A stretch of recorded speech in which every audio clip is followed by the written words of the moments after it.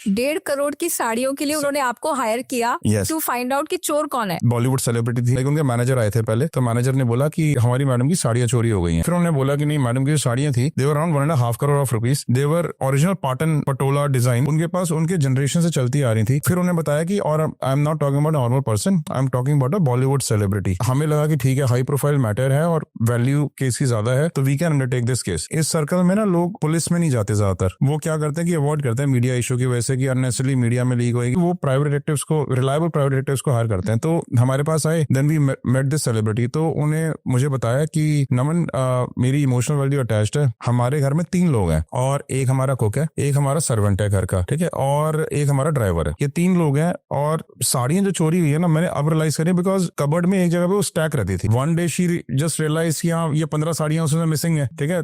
जब वो साड़ियां उनको मिसिंग लगी, then it became an issue. अब वो हमारे पास कहते हैं कि भाई इसको पता करो कि किसने किया है, और यही इन लोगों में से कोई एक इन्वॉल्व हो सकता है। तीनों के हमने बैकग्राउंड चेक शुरू किए। हमने देखा, जब हम बैकग्राउंड चेक करते हैं, हम सारी ये चेक करते हैं कि भाई किसी ने अपने घर के लिए कोई नई चीज तो नहीं खरीदी है, कोई कहीं पे लैंड तो नहीं खरीदी है, कहीं sudden increase in bank balances तो नहीं है, या फिर कहीं पे कोई एक्स्ट्रावेगेंट लाइफस्टाइल में तो इन्वॉल्व नहीं है। तो हम हर किसी के बारे में इंक्वायरीज करते हैं। तो हमने हर किसी के बारे में इंक्वायरी करनी शुरू करी। तो हमें पता चला जो उनका सर्वेंट था वो ओडिशा से था, राइट, और जो सर्वेंट था उसकी वहां पे वाइफ थी, right, but then he was having an affair with another woman in the city, और वो जो है उसके ऊपर बहुत पैसे जो है खर्च भी करता था, and used to stay with that servant also, और थोड़ा सा रॉक किस्म का था। तो जब हमने उसके ऊपर इन्वेस्टिगेशन करनी फर्दर शुरू करी, डिटेल्ड इन्वेस्टिगेशन करी, तो हमने देखा कि इसका इन्वॉल्वमेंट नहीं लगा हमें। हमने फर्दर इन्वेस्टिगेशन दूसरे सर्वेंट्स के ऊपर भी करी, कुक के ऊपर भी करी, ड्राइवर के ऊपर भी करी। जब हम कुक के ऊपर इन्वेस्टिगेशन कर रहे थे, ठीक है, तो हमें ये पता चला कि दैट उसके अकाउंट में अचानक से कहीं से पैसा आ रहा है। ये जो पैसा था, ये it was in few lakhs of rupees. वो जो पैसा आ रहा था ना, वो एक उसी की कास्ट का कोई आदमी था,